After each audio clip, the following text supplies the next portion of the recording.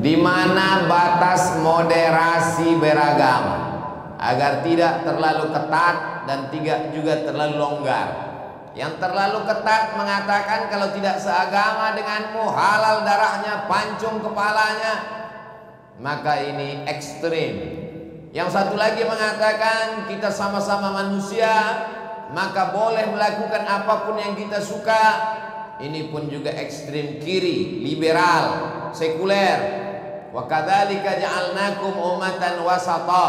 Kami jadikan kalian pertengahan. Dalam urusan sosial ada kematian, ada pernikahan, dalam hubungan bertetangga, la yanhakumullahu 'anil ladzina lam yuqatilukum fid din wa lam yukhrijukum min diyarikum. Kalau tetanggamu, kawanmu, sahabatmu, orang sekantor denganmu, satu sekolah denganmu, satu kampus denganmu, berbeda akidah denganmu, dia tidak mengusirmu dari kampungmu, dia tidak memerangi kamu, antabarruhum, buat baik kepada dia. Wa tuqsitu ilaihim, bersikap adil kepada dia. Boleh berbuat baik dan bersikap adil selama dia tidak memerangi dan tidak mengusir kita dari kampung halaman. Ini yang disebut dengan hubungan sosial. Adapun kalau sudah masalah ritual, masalah ibadah, masalah rumah tempat yang disucikan Allah, maka tidak ada tawar menawar. Wala ana abidum ma battum wala antum abiduna ma a'budu lakum dinukum.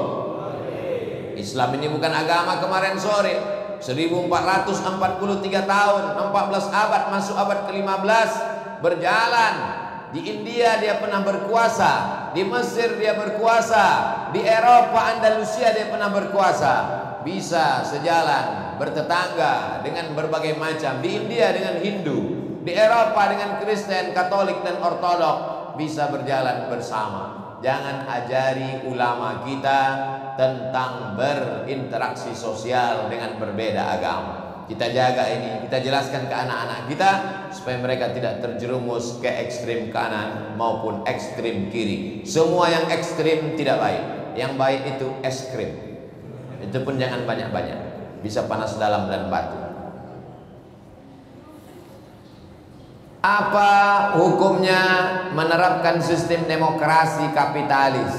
Dan apa hukumnya mengatakan syariat Islam secara kafah dalam bingkai khilafah? Ada yang namanya fikih. Fikih itu dibagi lagi, ada namanya fikih ibadah, salat, zakat, puasa, haji. Ada lagi namanya fikih muamalah, jual beli, dagang, mudharabah, bagi hasil, murabahah, permodalan, musaqah, sewa menyewa, gadai menggadai, menghidupkan tanah untuk pertanian. Ini namanya fikih muamalah, ekonomi. Ada lagi namanya fikih jihad. Siapa yang akan diangkat menjadi panglima jihad? Siapa yang itu kafir harbi, siapa kafir zimmi? Siapa yang non muslim tapi tetap dijaga darahnya? Ada namanya fikih siyasah. Disebut juga dengan siyasah syar'iyah. Disebut juga dengan min fiqhid daulah. Disebut juga dengan fiqhul khilafah. Ditulis oleh ulama mazhab Syafi'i, meninggal 450 Hijrah. Namanya Imam penarang kitab Al-Hawi Al-Kabir. Itulah dia kitab yang ditulis berjudul Al-Ahkam As-Sultaniyah, Imam Al-Mawardi. Al-Ahkam, hukum-hukum, As-Sultaniyah, tentang kekuasaan. Bagaimana cara mengangkat pemimpin?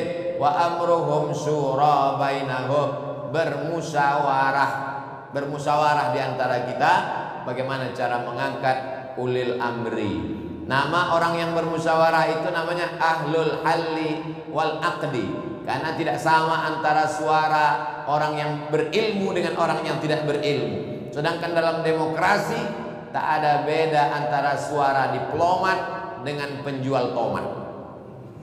Penjual tomat jangan tersinggung, nanti takut saya asosiasi penjual tomat melaporkan saya pula. Itu sekedar perumpamaan saja. Maka orang-orang yang berilmu, orang-orang yang cendekiawan, orang-orang yang alim ulama bermusyawarah untuk mengangkat pemimpin. Lalu pemimpin tadi punya wajib 5, 10. Begitu dalam kitab Al-Ahkam As-Sultaniyah. Menjaga perdamaian, mendamaikan orang yang berkonflik, menjaga agama dari kesesatan, menjaga orang susah jangan sampai tak makan. Itulah mengapa para sahabat berkumpul di Saqifah Bani Sa'idah. Mereka bermusyawarah, masing-masing punya calon. Orang Muhajirin punya calon Umar bin Khattab, orang Ansor punya calon Sa'ad bin Ubadah. Mereka bermusyawarah, tereliminasi Sa'ad bin Ubadah karena dia tidak Quraisy. Karena hadis Nabi berkata, al-a'immah min Quraisy, pemimpin mesti diangkat dari golongan Quraisy. Akhirnya terangkatlah Umar bin Khattab. Tapi kata Abu Bakar Siddiq, Umar bin Khattab mengatakan Abu Bakar lebih layak, karena waktu Nabi sakit Abu Bakar yang diangkatnya menjadi imam sholat. Imam sholat mengindikasikan akan menjadi imam besar, imam sebuah kekuasaan. Diangkatlah Abu Bakar Siddiq. Meninggal Abu Bakar, Abu Bakar berwasiat, kalau aku meninggal nanti akan naik Umar. Umar pun naik. Meninggal Umar bin Khattab, Umar tidak meninggalkan wasiat. Sahabat berkumpul bermusyawarah. Lalu kemudian tinggal 6 orang. 6 orang menetapkan naiklah Utsman bin Affan. Sayyidina Utsman meninggal terbunuh, ditikam oleh Abu Lu'lu'ah. Umar bin Khattab meninggal, Utsman meninggal, Umar bin Khattab ditikam Abu Lu'lu'ah Majusi. Lalu kemudian Utsman bin Affan dibunuh sedang membaca Al-Quran. Lalu kemudian bermusyawarah, diangkatlah Sayyidina Ali. Islam tidak ada mengangkat anak setelah orang tua meninggal, sistem monarki. Bahkan Nabi mengatakan, lan yufliha qaumun wallau amrahum imra'ah, tidak akan berkuasa, tidak akan menang kalau suatu negeri itu mengangkat anak sebagai pemimpin. Karena ketika itu ada seorang raja di Persia, gelarnya Kisra, gelarnya Syahid Syah, raja di raja, meninggal, diangkat anak perempuannya namanya Buran. Padahal dia tidak punya kecakapan politik, dia tidak ahli apa-apa, tapi diangkat juga. Islam datang untuk menebarkan firman Allah, wa amruhum syura bainahum, bermusyawarah. Adapun zaman sekarang, bagaimana cara bermusyawarah? Orang dipanggil datang ke tempat pemilihan untuk mengambil kertas, dicoblos. Maka kata Syekh Yusuf Al-Qaradawi dalam kitab Min Fiqhin Daulah, sampulnya berwarna hijau tua, dicetak oleh Darus Syuruk, Beirut, Lebanon. Kalau ada yang warna sampulnya lain, berarti bukan buku saya. Di situ dikatakan, ketika saya mencoblos calon bupati, calon gubernur, calon presiden, saat itu saya sedang bersaksi di hadapan Allah. Aku Abdul Somad bersaksi bahwa orang ini layak amanah menjadi pemimpinku 5 tahun ke depan. Oleh sebab itu maka persaksian saat mencoblos itu adalah persaksian akan dituntut di hadapan Allah. Ala adullukum ala akbaril kabair, maukah kamu aku tunjukkan dosa terbesar di antara dosa besar? Di antara dosa besar adalah yang pertama syirik, yang kedua uququl walidain, durhaka kepada orang tua, yang ketiga syahadatuz zur, kesaksian palsu. Kenapa dia pilih? Karena tadi pagi habis sholat subuh dapat serangan fajar, kena sawer 100.000. Insya Allah jamaah ini kalau dikasih 100.000 tidak akan berkhianat. Betul? Tapi kalau 100 juta istikharah dulu. Bagaimana menyikapi perbedaan pendapat antar ulama? Kalau pendapat itu masih dalam koridor Ahlus Sunnah wal Jamaah, antara mazhab Maliki dengan Hanafi, Hanafi dengan Hambali, Hambali dengan Syafi'i, maka semuanya masih Ahlus Sunnah wal Jamaah. Bismillahirrahmanirrahim, mazhab Syafi'i. Sedangkan mazhab Hanafi dengan Hambali, bismillahnya sir. Alhamdulillahirabbil alamin. Sedangkan mazhab Maliki tidak pakai bismillah, langsung alhamdulillah. Allahu akbar. Alhamdulillahirabbil alamin. Tapi kalau di masyarakat itu mazhabnya Syafi'i, maka kita tidak boleh mazhab lain kita bawa karena dikhawatirkan akan menimbulkan fitnah. Imam Masjidil Haram namanya Syekh Abdurrahman Sudais, mazhabnya Hambali. Kalau dia imam di Masjidil Haram, bismillahnya sir. Alhamdulillahirabbil alamin, arrahmanirrahim, Tapi begitu beliau diminta jadi imam di Masjid Istiqlal, apa yang terjadi? Syekh Abdurrahman Sudais membaca bismillah jahar. Bismillahirrahmanirrahim. Heran semua orang. Kenapa Syekh Abdurrahman Sudais mazhabnya Hambali di Istiqlal dia baca jahar? Karena dia tahu bahwa orang di Asia Tenggara mayoritasnya bermazhab Syafi'i. Kenapa tadi Ustaz Somad tidak mau jadi imam? Tak bisa rupanya Ustaz Abdul Somad jadi imam? Bisa. Bismillahirrahmanirrahim. Bisa. Kenapa Ustaz tidak mau maju ke depan? Saya tak tahu masjid ini bismillahnya sir atau jahar. Saya takut kehadiran saya merusak ukhuwah di antara. Maka saya serahkan. Ustaz maju ke depan. Maju. Subuh tadi Ustaz jadi imam, ya. Di rumah saya, di pondok saya jadi imam. Subuh tadi, saya kalau jadi imam subuh pakai kunut. Allahumma dina fi man hadait wa afina fi man afait. Mazhab Syafi'i. Tapi kalau kita pergi ke India, Pakistan, Bangladesh, Turki, mazhabnya Hanafi. Mazhab Hanafi tidak pakai kunut. Kenapa di Masjidil Haram, Masjid Nabawi tak ada kunut? Karena sejak revolusi King Abdul Aziz 1924, Saudi Arabia memakai mazhab Hambali. Hambali tidak pakai kunut. Ustadz di Maroko 2 tahun, ya. Maroko itu mazhabnya apa? Maliki. Mazhab Maliki pakai kunut, pakai, tapi kunutnya sebelum rukuk. Bismillahirrahmanirrahim. Qul huwallahu ahadun Allahus samad lam yalid wa lam yulad wa lam yakul lahu kufuwan ahad. Sebelum rukuk baca kunut. Kunutnya enggak bunyi. Kunut silent. Nah, setelah baca kunut baru rukuk. Setelah rukuk i'tidal baca kunut, itu mazhab Syafi'i. Yang paling tua Hanafi. Nomor 2 Maliki, nomor 3 Syafi'i, nomor 4 Hambali.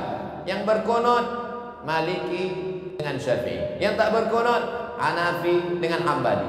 Yang berkunut Al-Maliki dengan Syafi'i. Antara Maliki dan Syafi'i pun ikhtilaf. Syafi'i setelah rukuk, Maliki sebelum rukuk. Tidak usah dipermasalahkan. Yang penting sholat. Tapi kalau ikhtilafnya di luar Ahlus Sunnah wal Jamaah, maka jangan diikuti.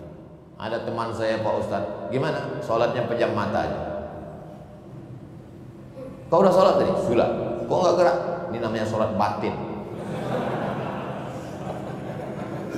Kalau ada nanti yang sholat batin, diam aja, kasih tahu sama istrinya di rumah, jangan kasih suamimu makan. Nanti kalau dia marah, nasi mana?